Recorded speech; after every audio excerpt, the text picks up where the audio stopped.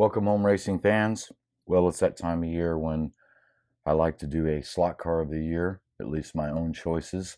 You guys, everybody always has their own idea what the greatest car of the year was. I kind of have two categories.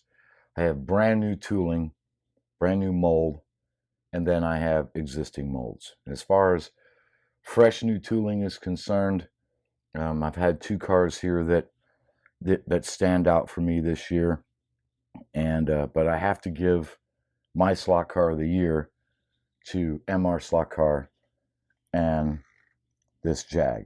Now, you know, the thing about this car is just the precision, the quality, inside and out, the way it runs, the gears, the wheels, just all the thought and effort that went into making this car.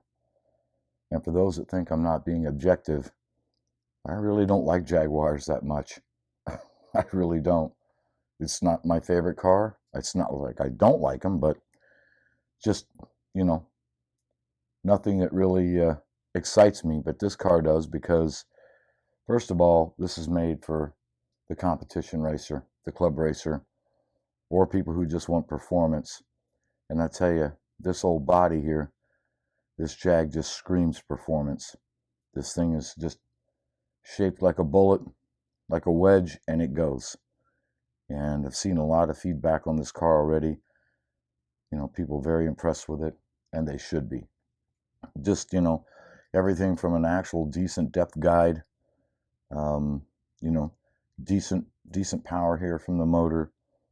Just everything about this car, the originality of it, I have to give it to it. Now, with that being said, my runner-up is from Scalextric.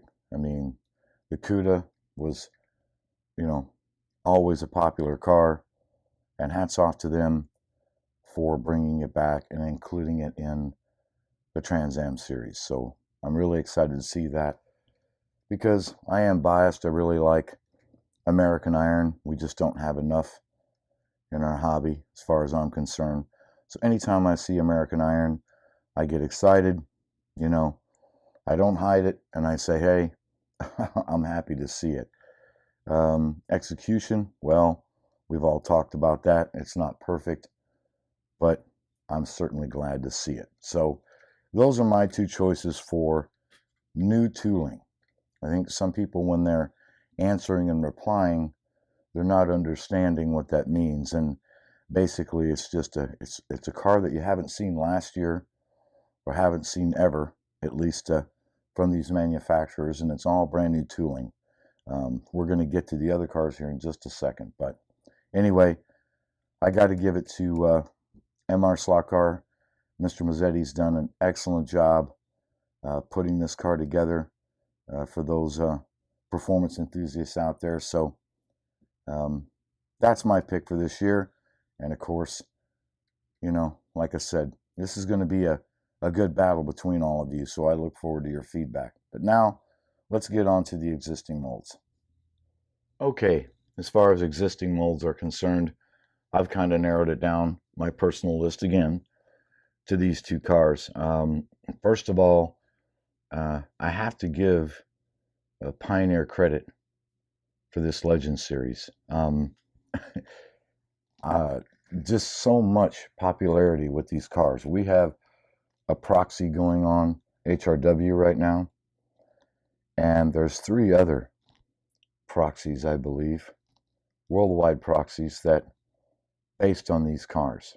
And the amount of repaints, custom paint jobs, just everything about these cars has just been so popular, and not just here but everywhere. So Pioneer's really hit a home run with this car, and rightfully so. Original, it just looks super cool.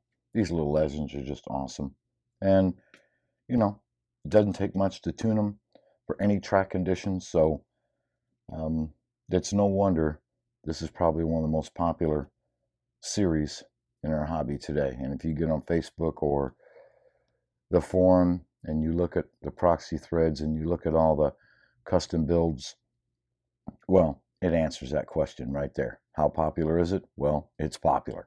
Um, my personal favorite, though, is the Carrera NASCARs. I'm really, really happy to see these cars continue. And not only that, but we have to give credit where it's due. And that is the fact that these are actual cars, the real deal, liveries that they should have on the cars. And unfortunately, that's where Scalextric just misses the boat. They didn't do the actual schemes on the Monte Carlo or the Thunderbird, and we don't even get the names on the side of the IROC Camaros. I think that's just a big mistake, and that's why you don't see it too many people talking about them. It'd be a lot nicer if they were the real deal, and Carrera still does the real deal. These cars have been around for, a long time in our hobby, and they've always been popular. And again, they're not perfectly suited for a wood track, but we've done our tuning articles on them.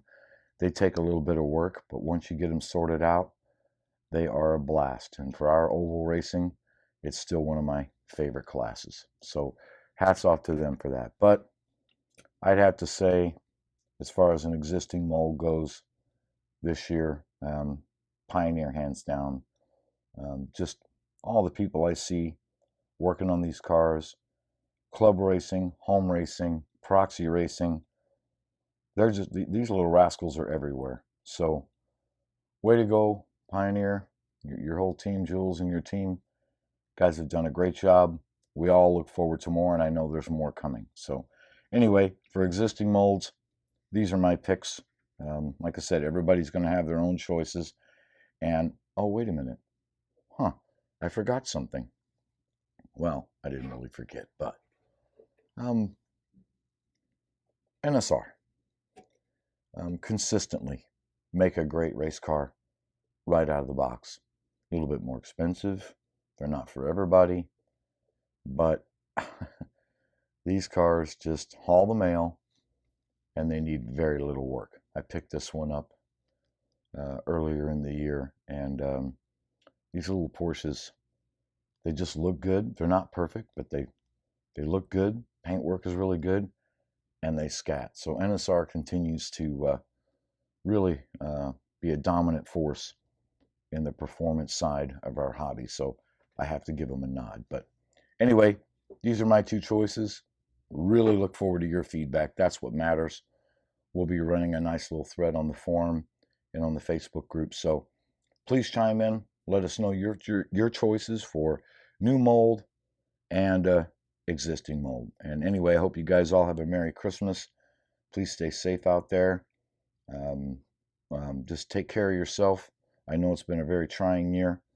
We're still all reeling from the ripple effects of the COVID still, and I just want all of you to be safe out there and look forward to seeing you next year. So anyway, I'll see you guys online. Well, I thought I was done, but I have to talk about this real quick. Scratch building. It's always been a big part of our hobby.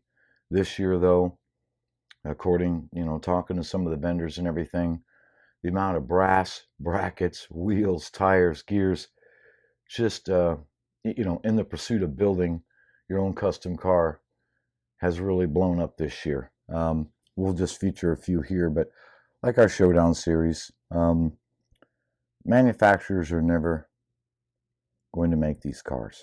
So we have to build them ourselves. Now, we build them out of brass and steel, the chassis, and everything from resin bodies to existing bodies. We create our own, especially for our oval racing.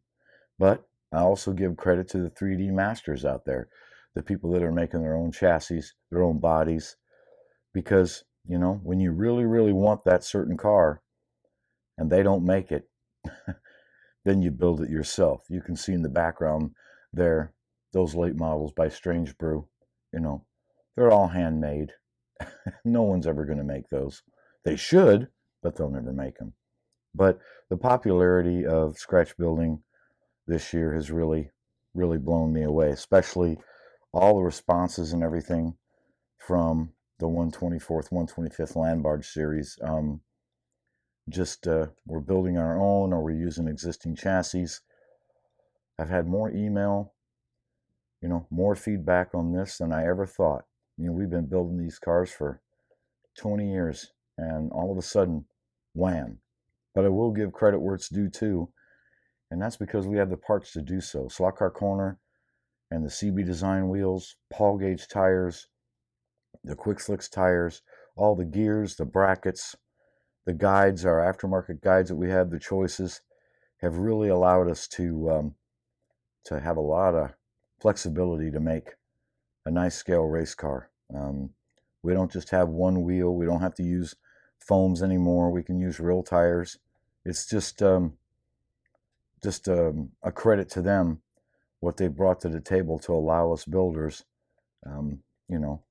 just choices. So thank you guys for that. But I'm really excited to see all the scratch building going on out there, from the trucks to the land barges to our 132 series. And, our proxy races are, we hold them twice a year, but now we're having more come up. Our good friend Mark Thomas, he's creating a nice little series with the COTs, all brass. I'm in the process of building one. So there's just one more proxy coming up that's going to be a really fun a class to do. And it's, the options are just countless. I mean, if there's a car out there, regardless of scale, you can get a model kit, transform it into a slot car. I mean, we've been doing that for a long time. Here's a good example using the H&R chassis if you're not really comfortable with a lot of brass and custom work. And we've been doing this again. There's so many people that have been using this chassis for years, this and the old Pro Track, to take model kits and turn them into slot cars. And like I said, just really blown away by all the feedback this year. So if you're brand new to the hobby, don't get put off. It's not that hard. Get yourself a good iron, get some paint, get a body, and you just have to get started. And just like the rest of us, you'll probably screw the first one up, or maybe the second one, but you'll get there. There's plenty of videos out there. George at Area 51 Raceway, he's done a lot of how-to videos, from soldering to interior work. I have a few videos of my own. So there's more out there, more information out there for you than ever before. So don't be shy about getting started. But one more aspect of our hobby, I'm really excited to see all the popularity with it. Anyway, now I'll let you guys go. I've droned on and on and on. So you guys have a great Christmas and a happy New Year, and we'll see you online.